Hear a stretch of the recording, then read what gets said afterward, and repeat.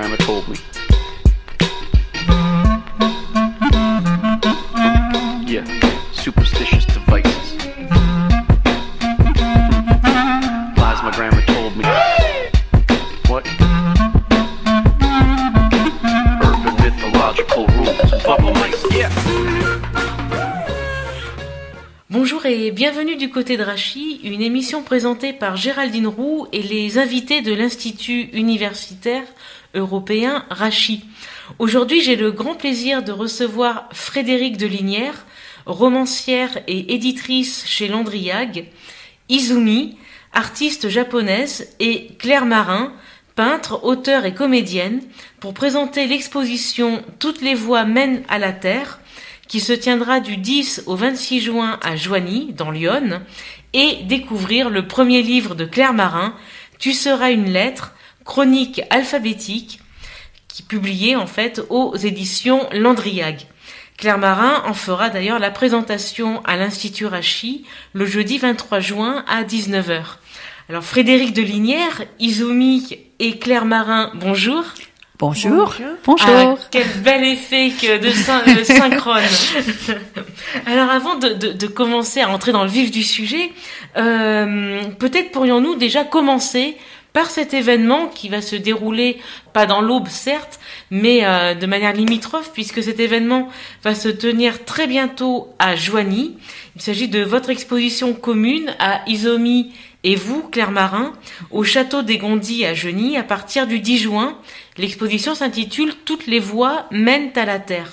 Alors, peut-être pourriez-vous présenter à nos auditeurs votre rencontre à toutes les deux. C'est moi qui parle en premier, Izumi. D'accord. Oui, parce que Izumi, donc on s'est rencontrés comme ça. Izumi vient régulièrement en France. C'est une grande amoureuse de la France et elle prenait des cours en immersion dans une ville qui s'appelle Montbard en Côte d'Or. Et moi, je suis passée par Montbard au moment où elle était là-bas. Donc, c'était en été 2016. Et on s'est rencontrés lors d'une balade au flambeau. Donc, c'est très joli parce que symboliquement, c'était très beau. On s'est rencontrés pendant une promenade au flambeau de nuit dans le parc Buffon, puisque c'est la ville de Buffon. Et je trouve que c'est une belle symbolique. Et on s'est rencontrés là. Et après, on a vraiment créé une connexion plus forte pendant une journée magnifique à Flavigny-sur-Ozerain, donc les fameux bonbons de Flavigny. On a mangé quelques bonbons ce jour-là, on a mangé d'autres choses aussi, mais on a beaucoup parlé. Et comme Izumi est peintre et auteur également, on a eu un lien qui s'est créé. On a échangé nos coordonnées et là, on a commencé à correspondre. Et Izumi est revenu en France, mais après, voilà, le lien était créé. Ouais. Et Izumi, comment vous avez vécu, en fait, déjà votre séjour en immersion à Montbard et puis cette rencontre avec Claire? Ah, peut-être plus lentement. Non. Alors, comment tu as ressenti que notre rencontre et tes cours avec Claudine, comment ça s'est passé pour toi? Oui, c'était la première fois que j'ai eu une exposition en France quand j'ai rencontré Claire. Donc c'était une expérience très spéciale pour moi. Oui. C'était un bon moment. Vous êtes vous-même auteur? Oui. J'ai publié des livres, environ 50 livres au Japon. Oui. Alors, sur la condition de la femme? Ouais. Sur la condition de la femme au Japon contemporain, à cette époque-là? Ah oui, maintenant, oui. C'est intéressant. Ouais, passionnant, oui. Oui, c'est une grande autrice. Hein. Et une grande peintre aussi. Et comment avez-vous construit votre exposition commune à toutes les deux qui va avoir lieu à Joigny? Alors, elle devait avoir lieu dans l'Aube, en 2020. Donc dommage pour nous. C'est dommage. Elle devait avoir lieu à Pont-Sainte-Marie dommage pour nous. En 2020 et évidemment je ne vous fais pas un dessin de la raison pour laquelle elle n'a pas eu lieu à ce moment-là et en même temps alors tant mieux pour nous pour le coup, mais pas par rapport à l'aspect géographique, mais par rapport au fait que on a quelque part eu un temps de maturation supplémentaire pour cette exposition, boosté aussi par les confinements successifs, c'est-à-dire que moi j'ai pu développer mon apprentissage de la calligraphie, apprendre à mettre du noir dans mes tableaux, et Izumi a fait un chemin vers la couleur. Oui. C'est-à-dire que pendant ces 2 années, on communiquait par mail, on s'envoyait des photos, des images de nos travaux, on se suivait sur Facebook, et on a eu une très forte évolution pendant cette période, qui, je pense, qui nous permet aujourd'hui de faire l'exposition qu'on devait faire et qu'on n'aurait pas pu faire il y a 2 ans. Bien sûr. Voilà, il y a 2 ans, c'était moi qui mettais plein de couleurs partout et je n'arrivais pas à trouver mon noir. Et Izumi travaillait surtout le noir et le blanc. Et là, c'est complètement inversé. C'est-à-dire que la couleur est amenée par Izumi dans l'exposition. Et moi, je suis sur la thématique noir, blanc, rouge du Japon, déjà pour le rouge, et du noir et blanc, puisque c'est la tradition calligraphique.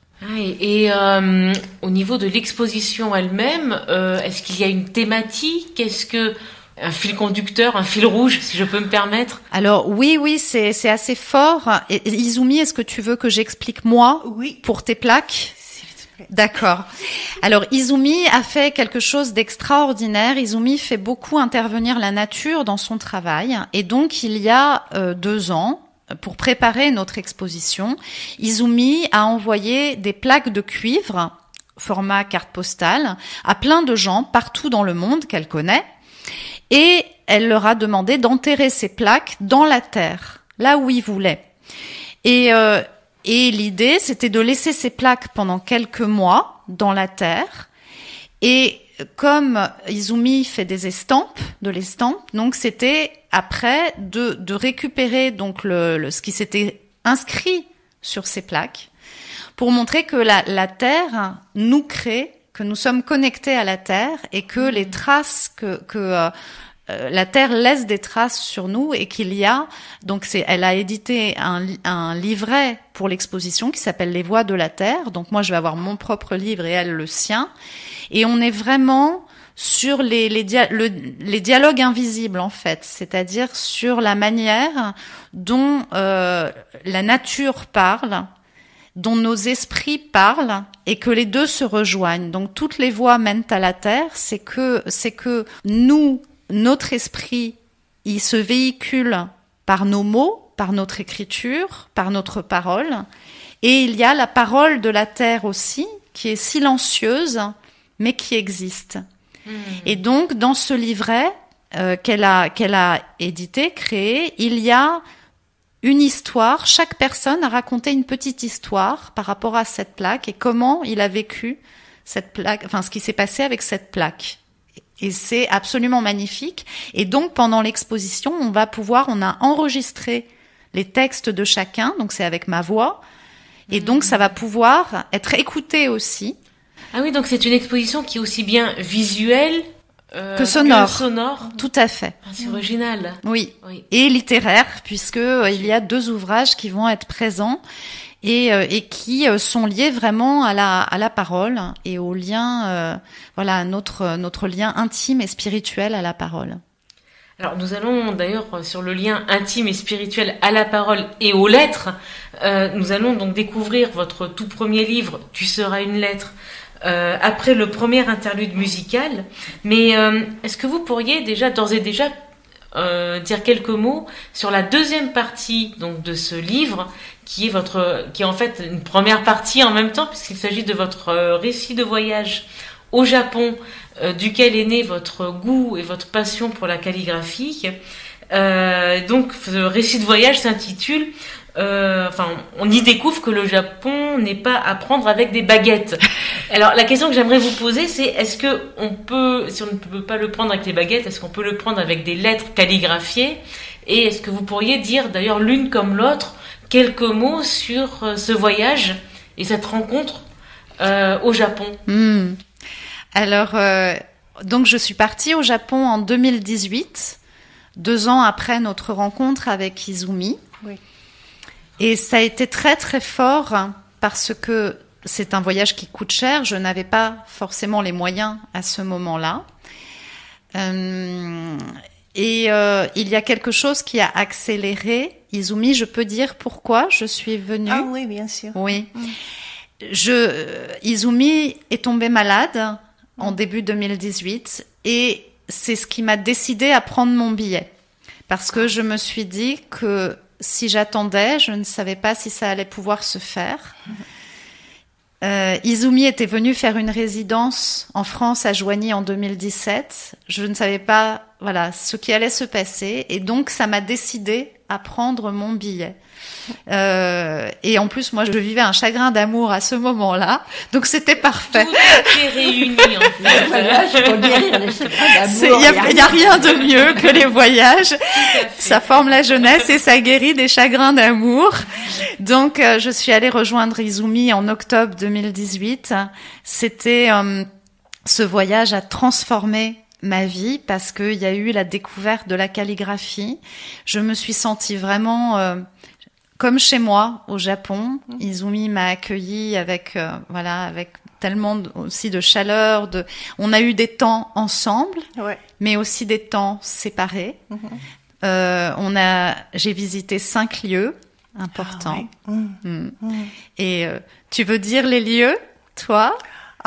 Tokyo et Nara. Kyoto. Hiroshima. Kyoto. Hiroshima. Et Fuji. Fuji. Et Fuji. Okay, 5. Fuji. Voilà. Oui. 5 lieux. Et c'était vraiment magique. Oui. Et donc nous allons le découvrir dans votre livre. Donc encore une fois, votre premier livre qui s'intitule Le Japon n'est pas à prendre avec des baguettes. Exactement. J'adore cette expression. Le Japon n'est pas à prendre avec des baguettes. Et donc Frédéric l'aime beaucoup aussi, je crois. Et donc nous allons le découvrir dans le recueil plus vaste qui s'intitule Tu seras une lettre chronique alphabétique. Et nous allons avant faire un premier interlude musical et découvrir alors c'est un choix que j'ai fait parce que c'est en plus une chanson que j'aime beaucoup et qui s'intitule La Japonaise, interprétée par Montserrat Caballé et Freddie Mercury depuis l'album Barcelona.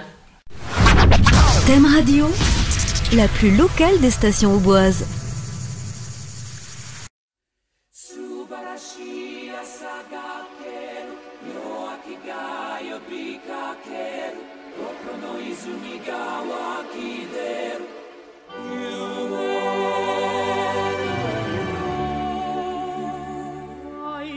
Power of a stranger inside me, a force of magic surrounds me. This fountain within me so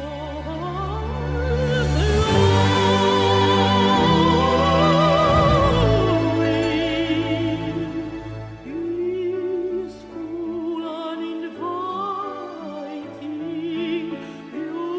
beautiful and enticing. You are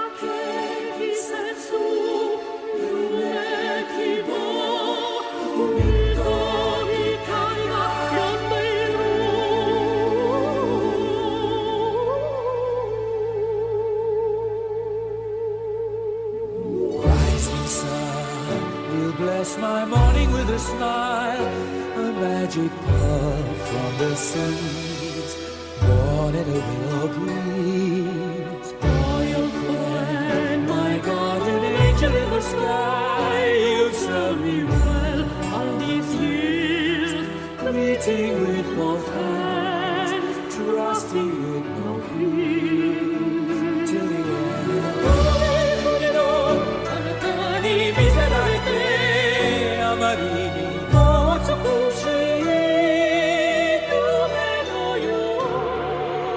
It's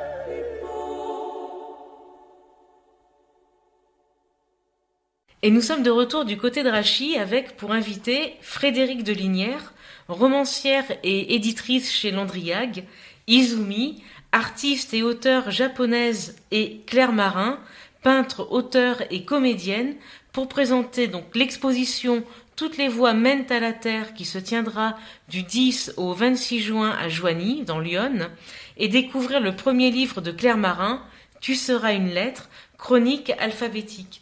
Claire Marin en fera la présentation à l'Institut Rachis le jeudi 23 juin à 19h. Alors, Frédérique de Lignières, vous êtes l'éditrice de ce très beau livre de Claire Marin, Tu seras une lettre. Est-ce que vous pourriez nous dire comment vous vous êtes rencontrée avec Claire et pourquoi avoir accepté de publier ce livre d'une jeune autrice ? J'ai rencontré Claire au cours d'une exposition de peinture. En fait, Oui. C'était une amie à moi qui est peintre, qui exposait dans un petit village à côté d'Auxerre. Et Claire, qui devait prendre sa suite pour exposer ses toiles, est venue pour voir la salle, pour réfléchir un peu à la façon dont elle pourrait présenter ses peintures. Et c'est là que nous nous sommes rencontrés. Et ensuite, je suis revenue pour voir son exposition. Et il se trouve qu'il y avait un triptyque, c'était 3 tableaux, qui représentaient le thème de l'hiver et qui me plaisaient. Mais Claire m'a dit, je suis désolée, ils sont vendus. Et puis ensuite, je suis rentrée chez moi, j'ai demandé Claire comme amie sur Facebook, et puis le temps a passé. Et un jour, Claire poste sur Facebook, quand j'ai exposé là, il y a un tableau qui plaisait à quelqu'un, qui était vendu, mais finalement la personne qui l'a acheté n'en veut pas, mais je me rappelle plus qui le voulait. Et donc voilà, c'est comme ça, je lui dis, c'est moi qui le voulais. Et Claire me l'a donc apporté chez moi. Et comme je l'avais invitée à déjeuner, elle m'a fait cadeau du livre sur le Japon n'est pas à prendre avec des baguettes qu'elle avait auto-publié à l'époque. Et puis nous avons sympathisé, nous avons fait mieux connaissance au cours de ce repas. Et ensuite, elle est repartie à Joigny. On restait en rapport sur les réseaux sociaux, mais le temps a passé, plusieurs années ont passé. Donc, la maison d'édition Landriag s'est créée. Alors, je dis en quelques mots, c'est une maison d'édition qui est une association, Oui. donc qui n'a aucun but lucratif. Donc, ce que nous cherchons, c'est pas à publier des best-sellers, c'est au contraire à mettre le pied à l'étrier à de jeunes auteurs ou à éditer et faire connaître des livres qui, a priori, pour des éditeurs qui sont dans le secteur commercial, ne présenteraient pas de vrai intérêt commercial. Donc, vous me demandez pourquoi j'ai choisi d'éditer Tu seras une lettre. Au départ, Claire m'a contactée en me disant, bon, je sais que tu as créé ta maison d'édition, que la ligne éditoriale, c'est l'ailleurs, le voyage, l'étranger. Est-ce que tu voudrais bien rééditer Le Japon n'est pas à prendre avec des baguettes? Et elle m'expliquait qu'elle allait faire une exposition sur la calligraphie avec Izumi. Et moi, j'avais lu Le Japon n'est pas à prendre avec des baguettes, mais je lui ai dit, Le Japon n'est pas à prendre avec des baguettes, c'est très intéressant à publier. Mais par contre, si tu fais une exposition sur la calligraphie, il n'y a pas grande page consacrée à la calligraphie. Il y en a quelques-unes où tu as rencontré Izumi, on comprend comment tu es venu à la calligraphie, mais le reste, c'est le récit du voyage au Japon.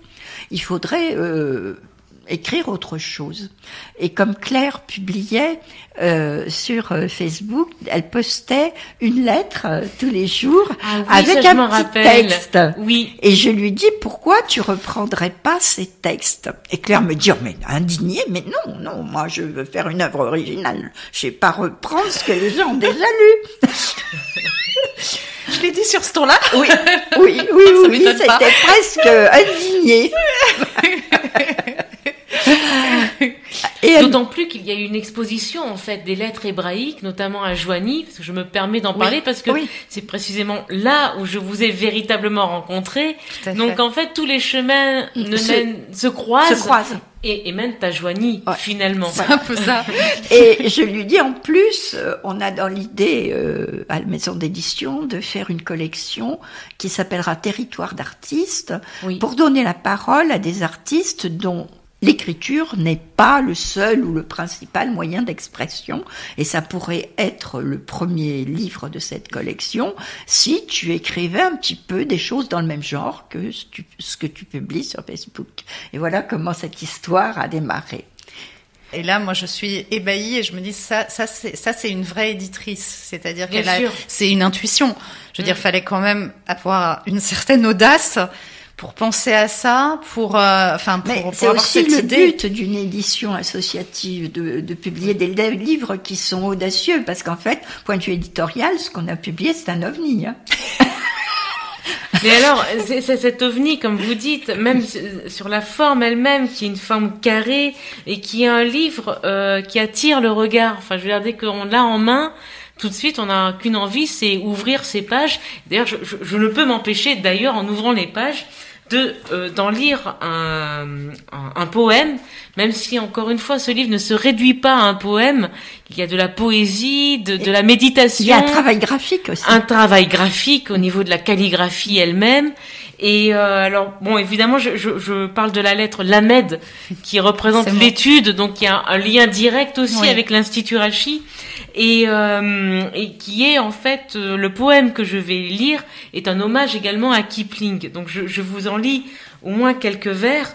Si tu peux voir l'amour dans l'ombre de la haine, caresser chaque jour d'une flamme sereine, si tu peux ne jamais t'aveugler de colère et embrasser le mal au plus haut de l'hiver, si tu peux faire ouvrage de toutes les chutes, être au cœur de tes fautes aussi tendre que juste, si des juges assoiffés tu peux te défaire et garder ta confiance absolue et sincère, si tu peux être fier de ton âme fragile, des blessures et chaos, de tes failles dociles, et apparaître nu au monde déguisé, avec force et sagesse, en pure vérité, si tu peux être en joie, si tu peux rester vive, quand le cynisme luit, quand les rancœurs dérivent, si tu peux accueillir du plus simple sourire le monde tel qu'il est de son meilleur au pire, si tu peux toujours sentir la grâce des êtres, jusqu'aux plus basses vies où l'orgueil règne en maître, et rallumer la paix qui frémit sous les guerres, jusqu'au bout de tes nuits, jusqu'au fond du tonnerre, si tu peux vivre la perte sans te perdre toi-même,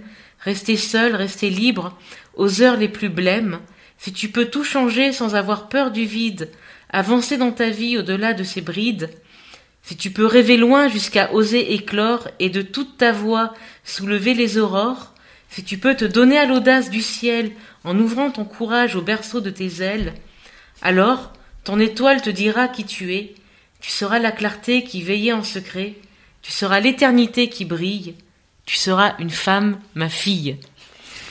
Et ce texte, évidemment, très fort, un hommage et en même temps un clin d'œil aussi à, c'est pas uniquement être un homme, être un humain, mais aussi être femme, en tant que femme. Ouais. Je trouve que ce texte aussi montre, enfin, est en tout cas, un clin d'œil et aussi un exemple de ce qui se déploie dans ce livre. C'est-à-dire, tu seras une lettre se déploie en suivant l'ordre de l'alphabet hébraïque, où chaque lettre calligraphiée a une signification et ouvre à de la poésie, à des flâneries méditatives, pleines de douceur, je trouve, et d'inventivité à la fois. Alors, qu'est-ce qu'on peut dire, Claire, de cette symbolique, et comment est-ce qu'elle résonne en vous ? Déjà, merci d'avoir choisi ce poème qui effectivement, qui apparaît à la lettre Lamed, qui veut dire l'étude. Et comme je prends des cours d'hébreu à l'Institut Rachi, ça a évidemment beaucoup de sens. Et je crois que ce qui m'a véritablement touchée avec la découverte, donc il y a eu la découverte plastique de la calligraphie au Japon, et il y a eu ensuite la découverte, on va dire, vraiment spirituelle de cette calligraphie hébraïque, à travers le travail de Franck Laloux, qui est devenu mon maître de calligraphie. Oui. Et qui a fait la préface du livre. C'est un grand honneur pour moi. Et il a, ce qui s'est passé avec ces lettres, c'est que ce sont quand même les lettres qui sont à l'origine de notre propre alphabet. Et donc là, on entre vraiment à la source de l'écriture. C'est-à-dire, c'est les lettres qui ont suivi les hiéroglyphes. Elles sont issues elles-mêmes des hiéroglyphes. L'humanité, c'est comme un être, c'est-à-dire l'humanité, pour commencer à communiquer par écrit, on a commencé par dessiner. Et puis petit à petit, pour simplifier, parce que comme on écrivait, le papier n'existait pas, on écrivait sur des pierres, ou avec des clous, enfin c'était très laborieux. Donc petit à petit, ces dessins se sont simplifiés jusqu'à devenir des lettres. Et donc là, on est vraiment aux sources de l'écriture. Et c'est ça qui m'intéresse pour moi, c'est-à-dire le poème de Kipling qui est sur le féminin, c'est-à-dire au-delà de la femme, mais le féminin, c'est cette lecture en creux des mots et de la lecture. C'est-à-dire que aujourd'hui, on a une vision plus extérieure de l'écriture. Et ce qui m'intéresse dans le fait d'aller aux origines de l'écriture et d'aller dans chaque lettre, ce que veut dire chaque lettre, c'est que tout d'un coup, on a un prisme inversé. Donc on va maintenant, moi quand j'entends un mot, je le vois de l'intérieur. Je sais pas si je m'explique suffisamment correctement, c'est-à-dire parce que je vois les lettres danser à l'intérieur, je vois des choses dedans que je n'y voyais pas. Et c'est ça qui m'intéresse vraiment énormément. Eh bien, nous allons faire une seconde pause musicale après ce voyage, en fait, entamé, et qui est juste entamé pour l'instant au pays des lettres hébraïques et au pays de la poésie, je dirais, quelle que soit la forme qu'elle prenne. Et donc, nous allons écouter pour ce second interlude musical The Song of Birds par les artistes de Yama Ensemble. La plus locale des stations auboises, Thème Radio.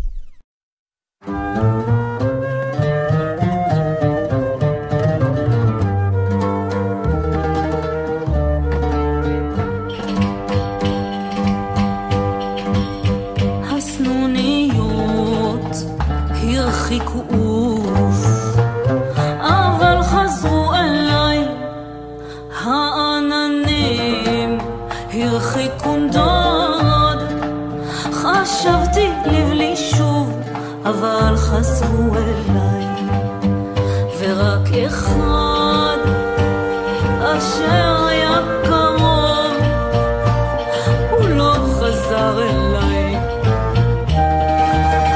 והוא כלוא עד עולם בתוך שיריי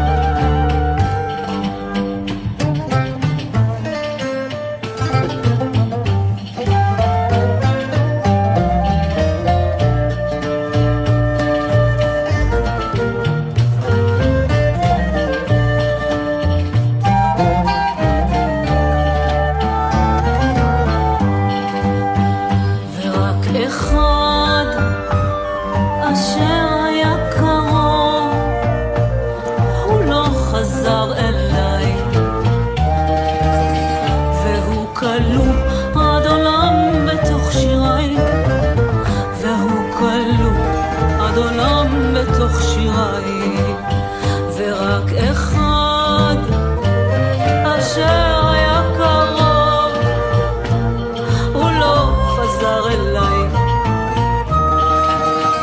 והוא כלוא עד עולם בתוך שיריי, והוא כלוא עד עולם בתוך שיריי.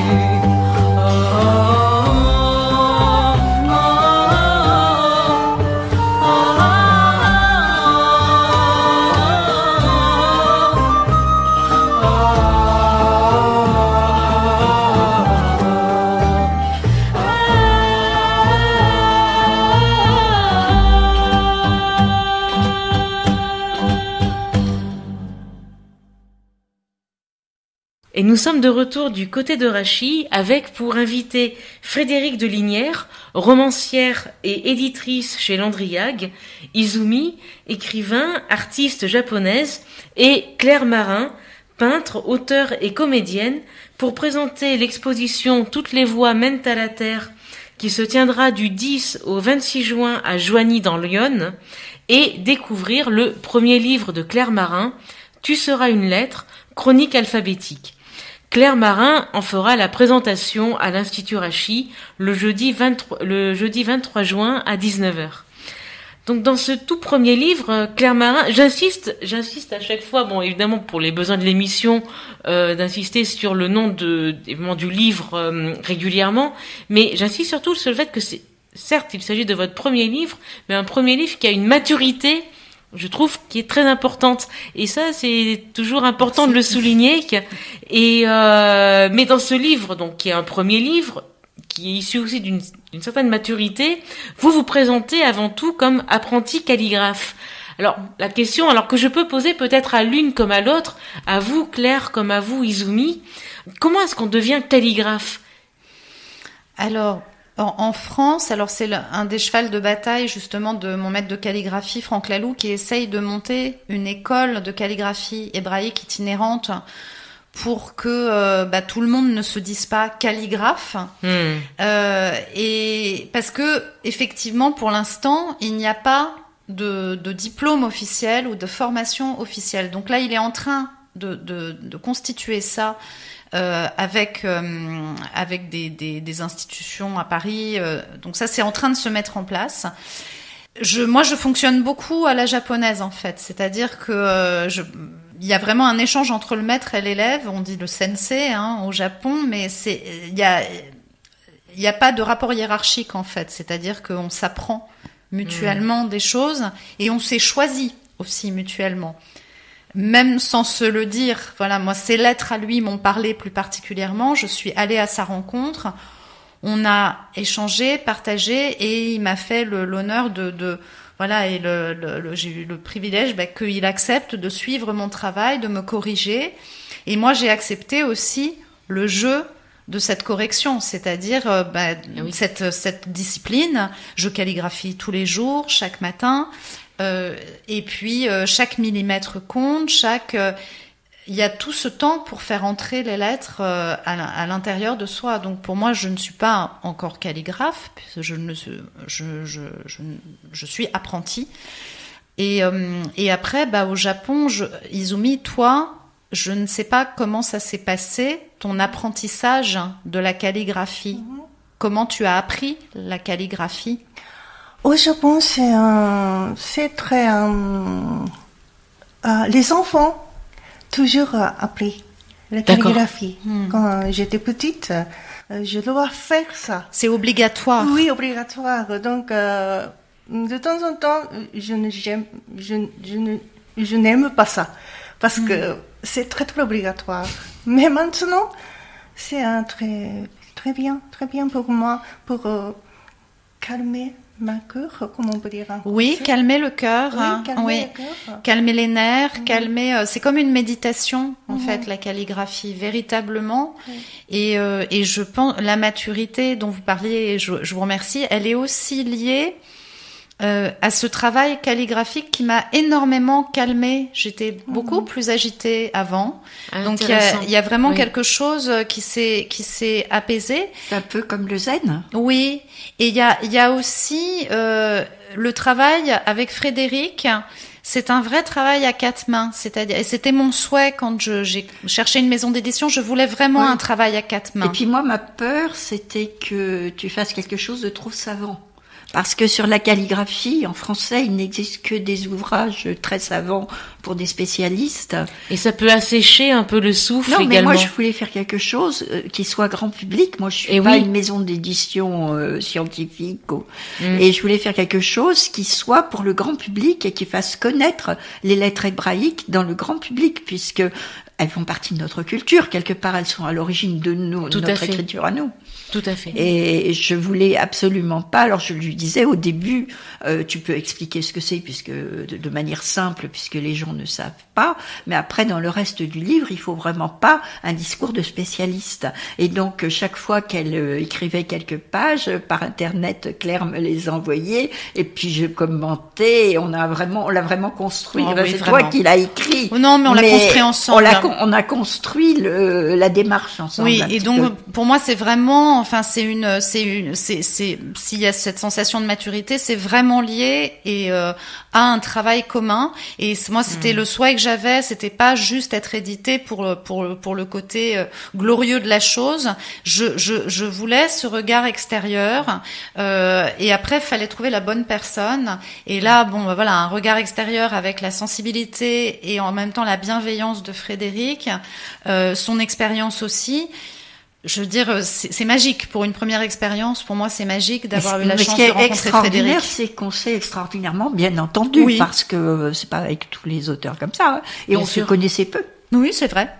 On s'est rencontrés sur ce livre beaucoup, vraiment. Donc ça, c'est une grande chance. C'est une rencontre quelque part aussi. Alors question également, que je vais vous poser, Claire Marin. Peut-être à la manière des cartes du tarot, je pensais au tarot hébraïque notamment.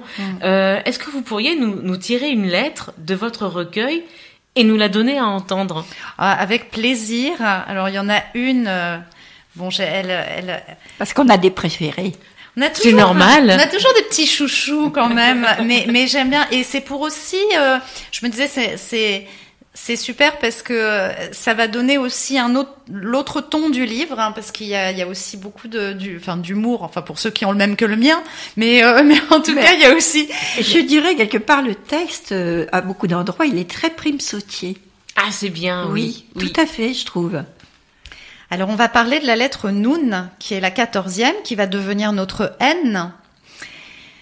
Alors c'est facile de parler et difficile de dire. Quand on parle, c'est simple, ça sort tout seul.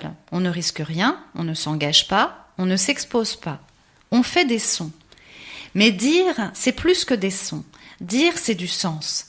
Quand j'essaye de dire, c'est comme si mon cœur me sortait par la bouche et qu'il allait faire une grosse traînée rouge dans le cœur de l'autre. 14e lettre, 14 ans. Je suis en Amérique, de l'autre côté de l'océan. C'est l'été, il fait chaud. Le sol se gondole sous ma peau. Puis soudain, autant que lentement, une traînée rouge en moi. La petite fille s'en va. Je deviens femme. J'ai mes règles pour la première fois. Mais ma mère n'est pas là. Je suis avec ma marraine, qui était malheureusement plutôt vilaine. Ma mère me manque. Je suis hors d'elle. Et mon sang hors de moi. Je suis une traînée rouge qui s'en va. Une traînée. On dit qu'elles ne sont pas fréquentables, les traînées. Parce qu'elles sont libres de leur corps. Elles ne le musellent pas. Ce corps qui ne ment pas. Ce corps en liberté. Pas toujours facile à entendre la vérité de notre intimité. On imagine qu'il suffit de mettre des petits douaniers entre nos corps et nos têtes. Mais l'intimité s'en moque des douaniers. L'intimité est une immigrée. Elle va où elle veut, même en Amérique. Plus tard, je serai une grande traînée. Plutôt qu'une longue traîne. Mes mains n'ont pas envie d'être enfermées dans un anneau. Mes mains veulent être libres, libres de saigner, saigner d'amour. Et donc il s'agissait d'un extrait de votre livre, votre premier livre, Tu seras une lettre, chronique alphabétique, publiée aux éditions Landriag. Alors avant de terminer cette émission, parce qu'à un moment, hélas, il faut savoir au moins terminer temporairement, mais peut-être une dernière question à toutes les trois. Entre le déploiement des lettres hébraïques dans la première partie du livre et le récit de voyage au Japon dans la seconde, est-ce qu'en fait on n'assiste pas à une forme de renversement du mythe de Babel? Je laisse répondre quelqu'un avant moi ou je commence? Comme vous voulez, toutes les trois. Claire, commence. Alors c'est exactement ça, ça me réjouit d'entendre ça, et c'est le sens de l'exposition qu'on va faire avec Izumi et aussi le sens de ce livre, c'est que ce qu'on disait sur le mythe de Babel, que les langues nous divisent, c'est juste une face de la réalité. Il y a l'autre face, la face cachée, et que moi j'ai envie de rendre visible aujourd'hui, c'est que si l'écriture, si la parole est là, c'est justement le désir d'aller vers l'autre. Donc parfois maladroitement, parfois dans le conflit, parfois dans l'amour, mais justement c'est le désir de se relier à l'autre. Sinon, on ne chercherait pas à communiquer. Donc je trouve ça extrêmement important aujourd'hui de montrer cette face cachée de la lune, hein, quelque part, et de sortir de cette vision unique qu'il y avait de les langues nous divisent. Pas du tout. Il y a des gens qui peuvent être d'un pays différent et qui vont beaucoup mieux s'entendre que des gens du même pays. Ce ne sont pas nos langues qui nous divisent, ce sont nos blessures, c'est autre chose. Eh bien, nous allons découvrir votre livre « Tu seras une lettre », publié aux éditions Landriag. Et peut-être juste comment trouver ce livre? Eh bien, je pense que tout simplement en allant chez son bon éditeur, parce que peut-être pouvez-vous dire quelques mots, Frédéric Delinière. Le livre, on peut le commander dans n'importe quelle bonne librairie, puisqu'il est sur les sites sur lesquels les libraires recherchent les livres et les achètent. Mais bientôt, Landriag aura lui-même un site en ligne d'ici 1 ou 2 mois, et on pourra l'acheter directement chez l'éditeur aussi. Voilà. Et puis, de toute façon, je vous donne d'ores et déjà rendez-vous le jeudi 23 juin à 19h à l'Institut Rachi, où des exemplaires seront disponibles pour la présentation que vous allez faire, Claire Marin, à l'Institut Rachi le 23 juin à 19h. Et si je peux me permettre, il y aura également une disponibilité des livres, puisque je suis à Joigny, donc dans la librairie au Saut du Livre à Joigny. Et puis, puisque nous en sommes là, des livres seront également disponibles à la librairie Les Passeurs de Texte à Troyes, donc vous n'aurez aucune excuse pour ne pas découvrir ce très beau livre. Tu seras une lettre, chronique alphabétique, publiée aux éditions Landriag. Donc, merci Eric à la technique. Merci beaucoup Frédéric Delinière, Izumi et Claire Marin pour ce beau voyage. C'est la fin de l'émission pour aujourd'hui et pour un petit suspens estival également, avant de nous retrouver à la rentrée. D'ici là, bel été, belle lecture. Au revoir à toutes les trois et merci encore. Merci à vous. Merci beaucoup. À bientôt. Portez-vous bien. Lies my grandma told me. Yeah, superstitious devices. Lies my grandma told me. What? Urban mythological rules. Bubble mice. Yeah.